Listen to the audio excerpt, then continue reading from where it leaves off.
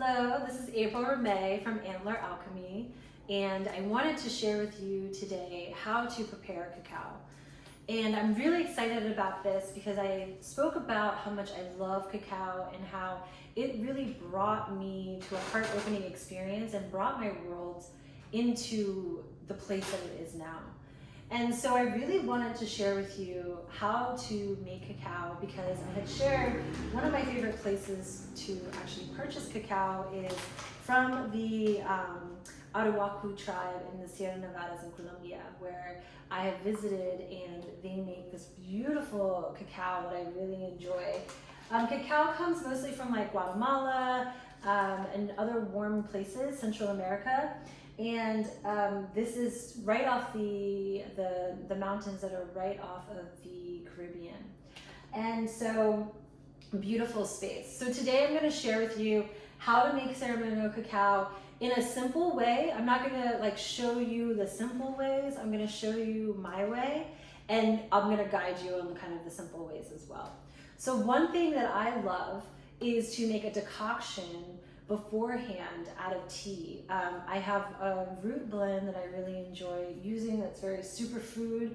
You can see this here, right here has really beautiful roots and spices and herbs. And then what is in here is cinnamon chips, fennel, ashwagandha, cloves, shatavari root, orange peel, chaga mushroom, cardamom, black peppercorns, astragalus, and dandelion. So I know that's a lot. I really like to boost my my cacao up. Most of the time, I might not do the decoction. I will also be adding in a powder at the end that I will show you all that also is very boosted as well with a lot of amazing adaptogenic herbs and spices too. So this step, the decoction, is not necessary. You can create hot water only, and then you can pour hot water and pour the cacao and everything else into the hot water. But because I like to do things a little bit extra, we are going to make this decoction. So to start with the decoction, and this also helps a lot of people ask me about this, you want to have a pan. It could be any size pan. You can do more of like a pan that you would do hot water in, so something that's more tall. This is what I have at the moment, so we're going to fill this up with a little bit of water. And so what you're thinking about when you are filling up with water is how much cacao you actually want.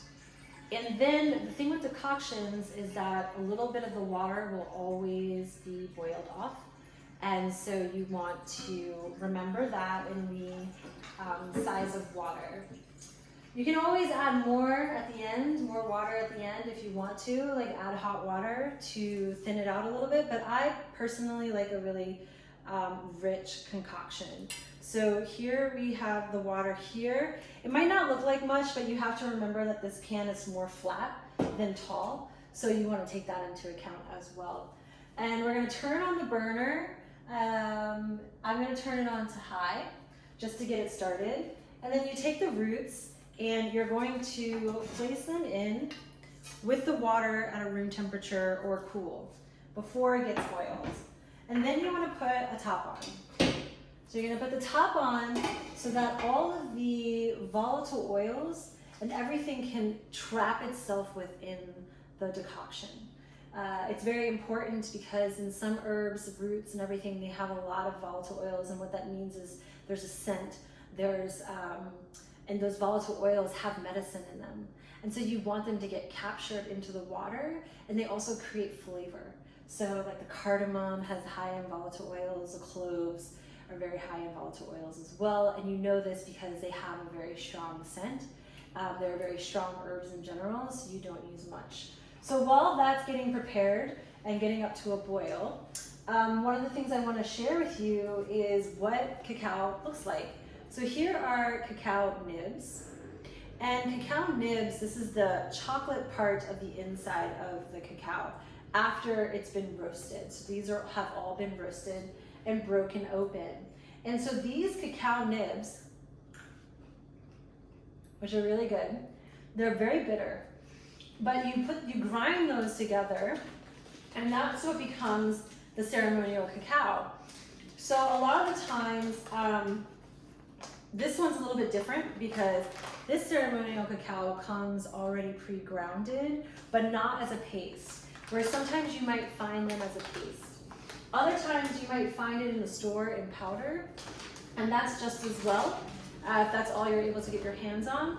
But sometimes ceremonial cacao or cacao from Guatemala is going to give you way more beautiful, rich, robust flavor because it has a specific amount of fat along with it as well, which makes it more accessible to the body, right? It's similar to drinking caffeine, drinking coffee, right? Having a little bit of butter or some sort of fat helps the body take that in better. So here we're working with theobromine, which is a different type of constituent, and it likes to be in fat as well.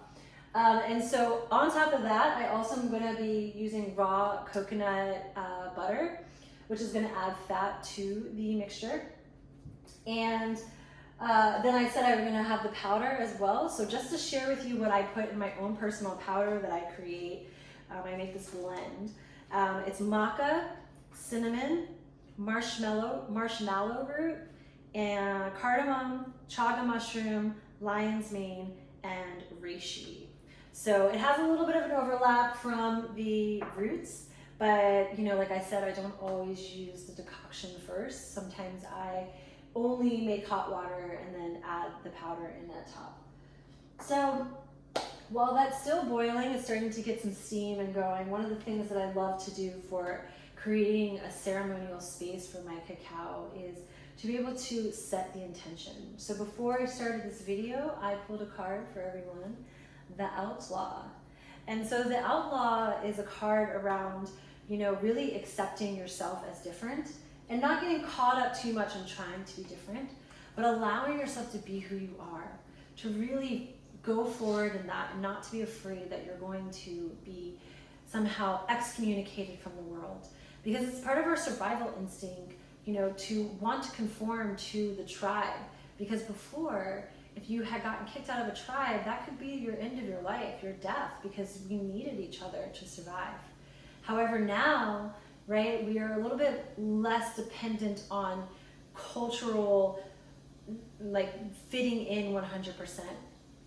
And anyone who's been the outside thinker or done anything amazing in life or changed the way that our culture even thinks was a little bit of an outlaw. And I personally have a deep affinity for being an outlaw. I think that I am one.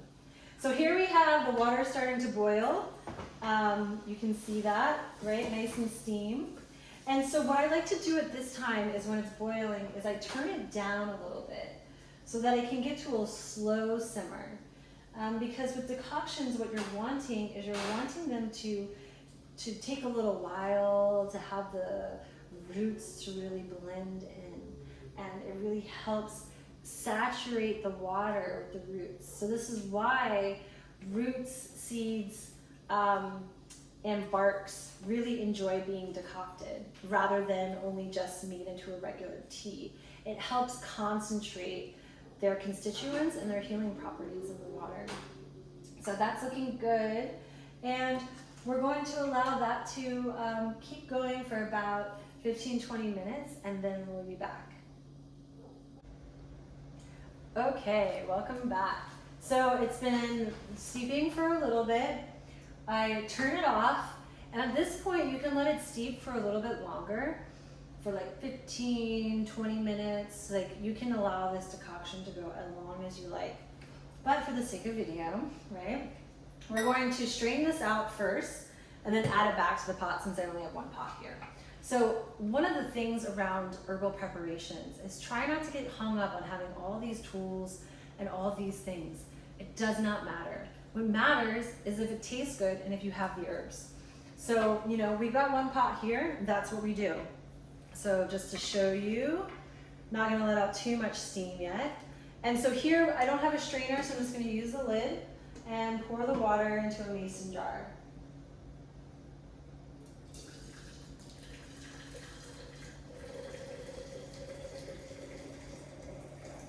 Not worry too much about perfection.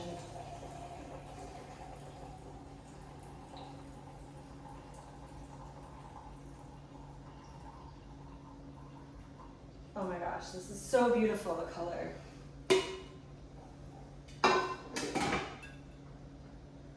Check out this color.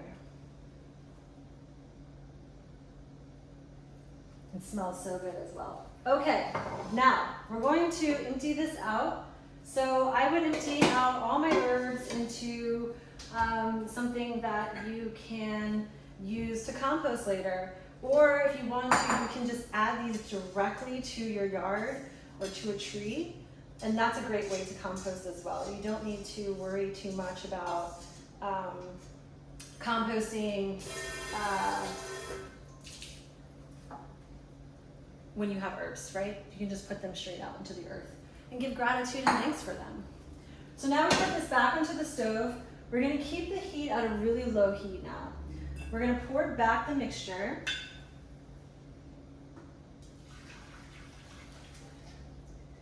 And then the best part, cacao. All right, so a lot of people love to measure. I'm not that person. So I'm not going to measure. And I invite you to not measure either. And I also invite you to measure. Do whatever makes you happy. Obviously, the more cacao you use, the thicker the brew. And the less cacao you use, the less cacao is in the brew. So there you go, that's measurement 101. Now, basically what I'm going to do, I'm thinking there's 3 of us here. I'm going to make this. I've got like a pretty, small amount of water. I'm probably gonna put in, and this is a ceremonial dose, okay? You guys, I'm gonna go pretty hard. So let me just show you all what I'm doing, if you can see. And if you're a person who wants your cacao to last a little while, you know, you can use less, right? So I put that in there. And then the other thing I'm going to put in is the coconut butter. Before I do that, I'm a person who I like to do dry before wet when I use my spoon, because I just like to use the same spoon instead of getting a bunch of spoons wet. So here I'm going to take my travel powder that I call it, with the maca and everything, cinnamon. I'm going to take a nice good heaping spoonful, dash that in there. This again is going to add a little bit of flavor, a little bit more, why not?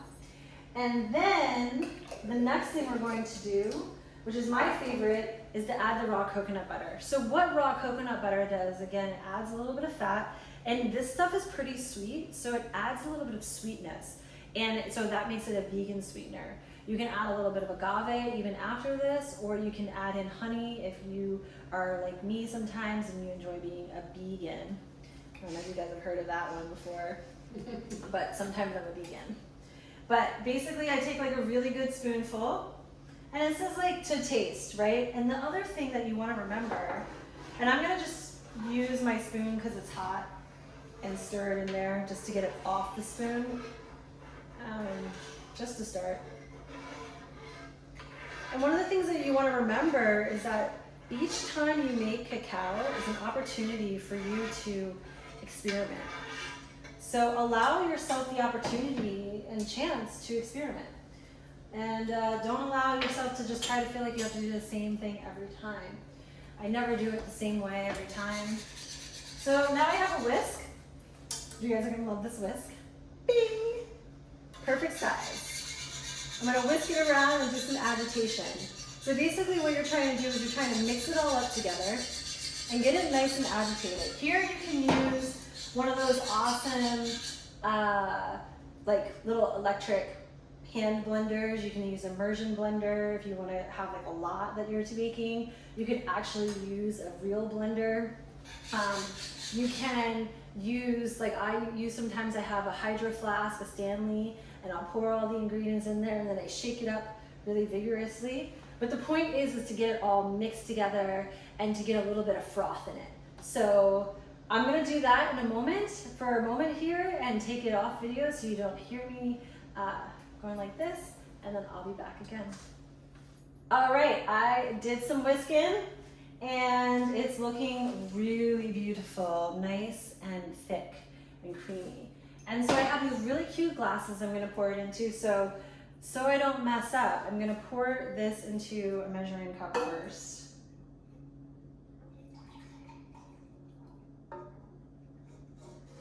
Just a little bit. All right, so here you go. You can check it out. Check out the color a little bit. So for you all that love to measure, this ended up becoming a cup, and then there's still more in there. So that's a rough measurement on what I did. So anyway, so now I'm gonna pour it in. We're gonna have a nice little ceremony here. And I brought the jaguar from Mexico, where there's also a lot of chocolate loving and where it's native too as well. And then the other thing I love to add is a dash of cayenne sometimes. I didn't have cayenne with me today. And you can add like little bits of cacao on top or in it. And then sometimes I really enjoy adding a little bit of like garnish. Here we have some rose petals, so you can make it look really beautiful. And since it is about heart opening, have a nice, beautiful rose in there. So there you go. That is making cacao. It's very simple, and feel free to message me or reply if you have any questions or anything that you love to do. I would love to hear how you like to make cacao as well, because I know there's tons of different ways and tons of different recipes out there. So thank you so much for being with me, and I hope that you enjoyed this video on making cacao.